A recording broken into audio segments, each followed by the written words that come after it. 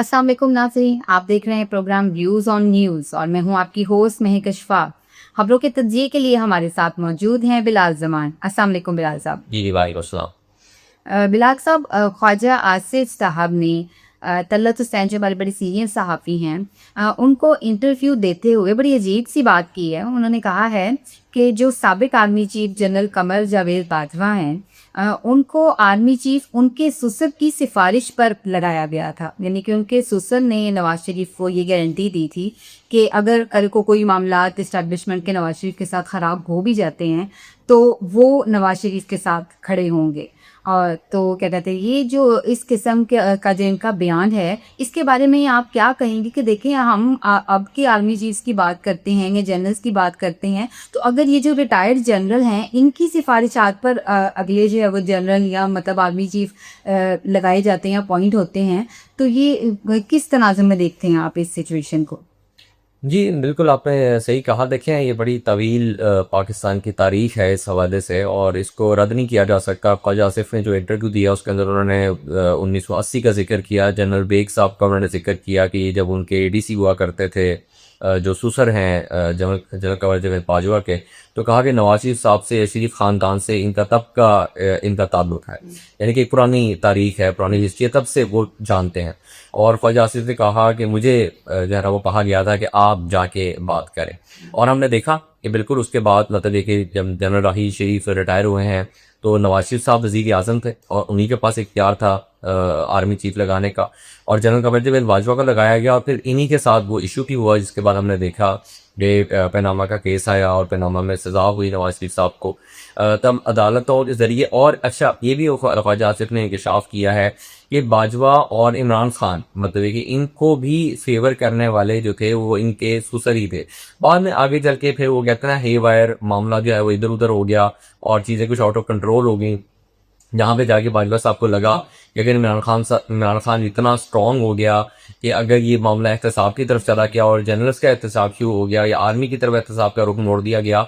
रुख मोड़ने का जो है ना हमारी एक तारीख है कि जब सुप्रीम कोर्ट ने फाइनली डिसीजन किया कि परवेज़ मुशर्रफ का एहतसाब किया जाए, तो आपको याद होगा कि जो उनकी एम्बुलेंस थी जिसमें उनको लेकर जाया जा रहा था सुप्रीम कोर्ट की जानिब, उसका भी रुख मोड़ दिया गया था और उसको सीएमएच ले जाया गया था, और उसके बाद ना उनका ट्रायल हो सका और वहाँ से फिर वो सीधा कहाँ चले गए, दुबई चले गए, और फिर जो है ना वो दमे मर्ग जो है वो दुबई में ही रहे।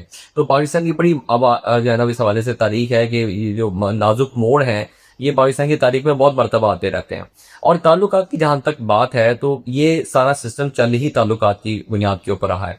मैं आपको मिसाल दे देता हूँ, नवाज शरीफ साहब के आखिरी टेन्योर में जब ये सारा मामला हुआ, नवाज शरीफ साहब को बाहर भेजने का आप कह लें या फिर जो पनामा वाला वाक़या है, उसके बाद आपको याद होगा एक ख़बर आई थी जब जो ज़ुबैर हैं, ज़ुबैर उमर जो गवर्नर सिंध भी रह चुके हैं, मुस्लिम लीग नून के साथ उनका ताल्लुक था, शायद उन्होंने पीटीआई ज्वाइन कर ली हुई है, तो उनको भेजा गया था जनरल बाजवा के साथ मीटिंग करने के लिए, और फिर वो लीक भी हो गई थी बात, और वो सारा कुछ मतलब ये कि बहुत उसके ऊपर लेदे हुई थी। ज़ुबैर उमर को भी पूछा गया तो उन्होंने तो फिर सारा मनबा नवाज शरीफ साहब और मरियम नवाज के ऊपर डाल दिया था कि मैं इनके कहने के ऊपर मुलाकात करने के लिए गया था। और अब ये मतलब कहने का मकसद है कि इस तरीके से ताल्लुकात इस्तेमाल किए जाते हैं। आप देखेंगे ज़ुबैर उमर कौन है, ये असद उमर के भाई हैं, और असद उमर को आप देख लें कि जितना कुछ पीटीआई के साथ हुआ, आज भी मतलब ये कि जेल से खत लिखा है शाह महमूद कुरैशी ने और महमूद रशीद ने और यास्मीन राशिद ने, और उन्होंने जमात इस्लामी के एहतजाज के मतलब कि उसकी हमायत की है। वो गाय वो खत लिखते रहते हैं पाकिस्तान की सिचुएशन के ऊपर, हुकूमत को मतलब कि वो इंतबाह करते रहते हैं, कभी इमरान खान के हवाले से, कभी इसराइल के हवाले से, कभी जंग के हवाले से, उसमें बहुत सारे मामला के ऊपर, यानी कि जो मतलब कि रेलिवेंट रहने के लिए या अपना बताने के लिए वो इस तरीके से खत लिखते रहते हैं।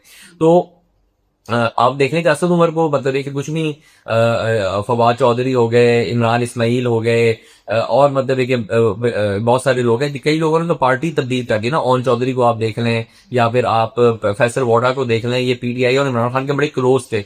हर फ्रेम में इमरान खान साहब के पीछे ये दो बंदे आपको नजर आते थे, और अब वो एक हिस्से काम है पाकिस्तान पार्टी में और एक एस्टेब्लिशमेंट, यानी कि दोनों एस्टेब्लिशमेंट की साइड के ऊपर है।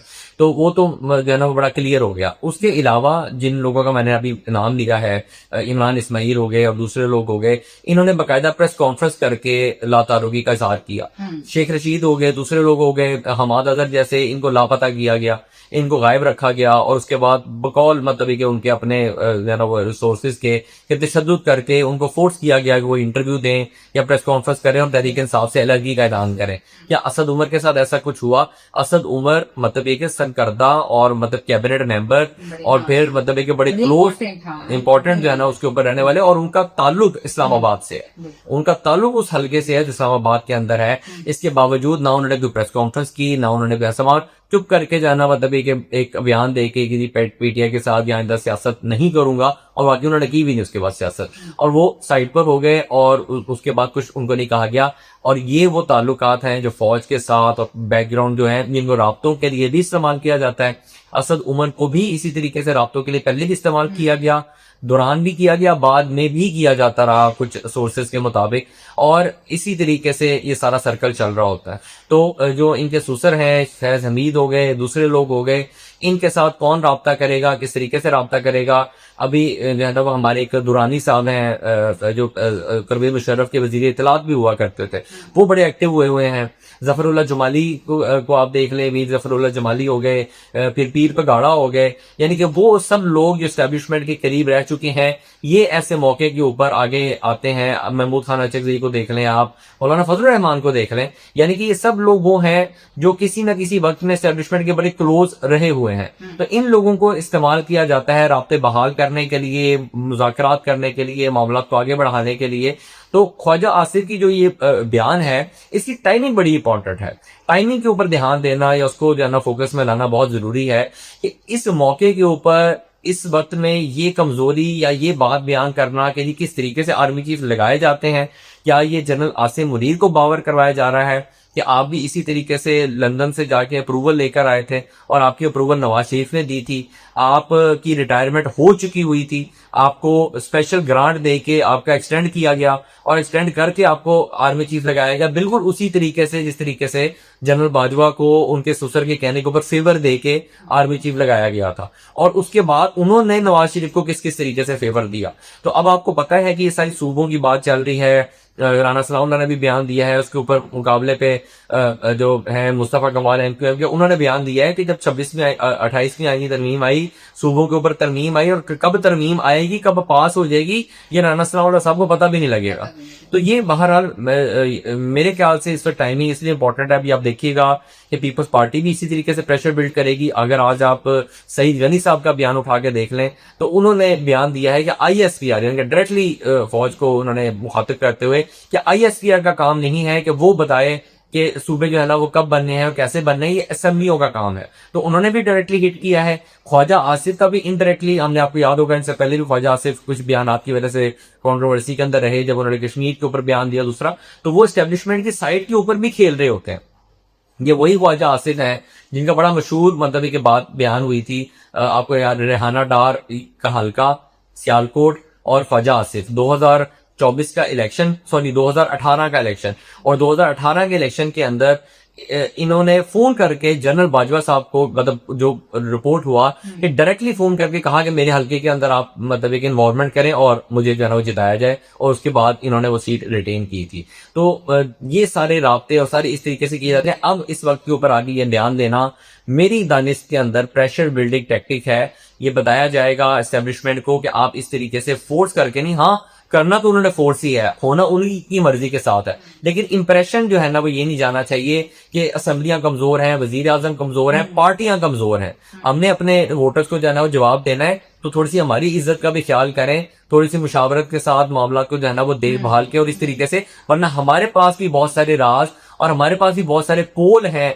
जिनको हम खोल सकते हैं। अभी हमने पिछला खोला है, अगर मौका आया तो अगला भी खोल सकते हैं। ये बिल्कुल इसी तरीके से जिस तरह मरियम नवाज ने धमकी देके कहा था कि मेरे पास बहुत सारी वीडियोस मौजूद हैं, मुझे मजबूर ना करें कि मैं फिर वो वीडियोस लीक करूं।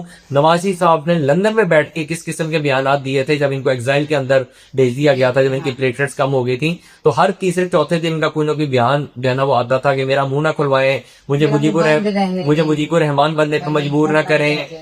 जो क्या कहते हैं अपना था अपना मुंबई अटैक्स का जो है ना वो मामला, उसके अंदर जो है ना वो कौन अनवॉल्व था, अजमल कसाब के ऊपर जो है ना वो बयानात और ये सारे जो थे, रिवर्स इंजीनियरिंग का भी उन्होंने जिक्र कर दिया था। तो बहुत सारी चीजें जो है ना वो साइड बाय साइड चल रही होती हैं। सियासत के अंदर टाइमिंग कहा जाता है कि जो है ना बहुत इंपॉर्टेंट है। तो इस बयान की अगर आप टाइमिंग देखेंगे तो आपको अंदाजा हो जाएगा कि इस वक्त जो सारी सिचुएशन चल रही है उसी के मुनासिबत से ख्वाजा आसिफ साहब को आगे किया गया है, क्योंकि उनका राब्ता भी है, उनका ताल्लुक भी है। इसका मतलब है कि वो ज्यादा उनके ऊपर वो भी नहीं आएगा, प्रेशर भी नहीं आएगा, बोझ भी नहीं आएगा, और वो चुप करके बयान देके जो पैगाम जहां तक पहुंचाना है वो पैगाम भी जो है ना वो पहुंच जाएगा। जी, बिल्कुल ठीक है। अच्छा बिलाल साहब, हॉकी जो है वो उसका वर्ल्ड कप जो है ना वो शुरू हो चुका है, जिसमें पाकिस्तान पहला मैच इंग्लैंड से हार गया है और दूसरा मैच वेल्स के साथ था, जिसमें 3 टीम के साथ बराबर रहा मैच। तो ये बात मैं कहना चाहूँगी कि हॉकी जो है वो पाकिस्तान का नेशनल गेम है और इसकी ज़वारी की हम अक्सर बात करते हैं, तो वाक़ई अब आप ये देखें कि क्रिकेट का जिस तरीके से प्रचार होता है उस तरीके से हॉकी का नहीं हुआ। किसी न्यूज़ चैनल ने कोई इतनी ख़ास खबर नहीं दी, कोई इस तरीके से जो है ना वो इसके शुरू होने पर बात नहीं हो रही, किसी की ज़बान से हम नहीं सुन रहे। तो इसके बारे में भी जो है ना वो मेरा ख़्याल है कि हम तो अपने प्लेटफॉर्म से ज़रूर इसके बारे में बात करेंगे, तो इसके बारे में तो बात करें। जी देखिए, बिल्कुल ये बहुत ज़रूरी है, और हम हमेशा खेलों की ज़िबू मालिक की बात करते हैं। क्रिकेट के अंदर क्योंकि पैसा बहुत इन्वॉल्व हो गया हुआ है तो उसको हम मतलब है कि बिल्कुल, और वो एक हम मेरी ज़ाती राय के अंदर गुलामी की निशानी है। तो उससे तो वैसी जान छुड़वा लेनी चाहिए थी, लेकिन हमने नहीं छुड़वाई और हम उसी तरीके से वो खेली जा रहे हैं। अभी आप देखें, अनफॉर्चुनेटली हॉकी का वर्ल्ड कप जारी है। आप किसी से उठा के पूछ लें जो है ना, इवन हमारे नीचे कमेंट सेक्शन के अंदर, कि किसी को पाकिस्तानी हॉकी टीम के कैप्टन का नाम पता हो या फिर खिलाड़ियों के नाम पता हो, या फिर जो है ना फॉरवर्ड कौन खेल रहा है, बैक पे कौन खेल रहा है, जो गोलकीपर है वो कौन है, उसका नाम कौन है। इस ज़माने में हॉकी के जो प्लेयर्स होते थे वो हीरोज़ होते थे, और सब लोगों को जो है ना उससे समीउल्लाह हो गए, कलीमुल्लाह हो गए, और जो है ना मतलब देखिए बेशुमार हमारे जो पेनल्टी स्ट्रोक्स मारने वाले ऐसे बेशुमार प्लेयर्स थे।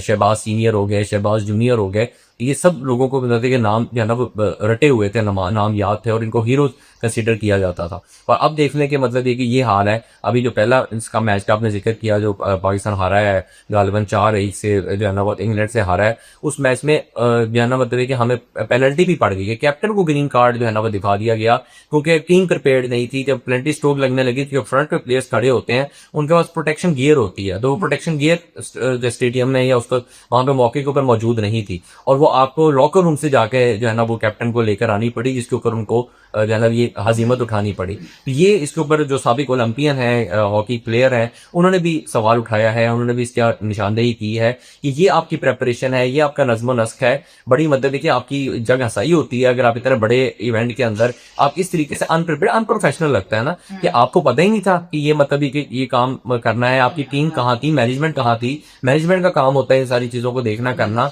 तो ये मतलब कि उसके ऊपर एक बड़ा जो है ना सवालिया निशान लगा है। वज़ीर आज़म पाकिस्तान के साहब ने कहा कि नेशनल गेम है, तो डायरेक्टली पैटर्न इन चीफ होते हैं जो है ना वो नेशनल गेम के, यानी कि हॉकी के। वज़ीर आज़म को एड्रेस लेना चाहिए और इनके जो भी मामलात है उसको बेहतर करें और दोबारा इसको रिवाइव करें, प्रमोट करने की कोशिश करें। कुछ हॉकी स्टेडियम आपने पाकिस्तान के अंदर बनाए थे, अच्छी बात है, प्लेयर्स निकलने चाहिए, लेकिन इसको जिस तरीके से क्रिकेट को प्रमोट किया जाता है इसी तरीके से हॉकी को भी प्रमोट करने की जरूरत है। और चैनल से भी मेरी दरख्वास्त है कि जब तक आप नहीं दिखाएंगे, लाइव नहीं होंगे और उसकी ज्यादा प्रमोशन नहीं होगी, तो लोगों का इंटरेस्ट नहीं होगा। हालांकि हॉकी आज भी बड़ी इंटरेस्टिंग गेम है, लेकिन उसमें प्लेयर्स का भी इनपुट बहुत जरूरी है। अब 2 मैच तो अब ऑलरेडी हार चुके हुए हैं, अगर सक्सेसफुल जीत चुके होते तो और मतलब है कि एक लोगों का एंथुसियाज्म होता।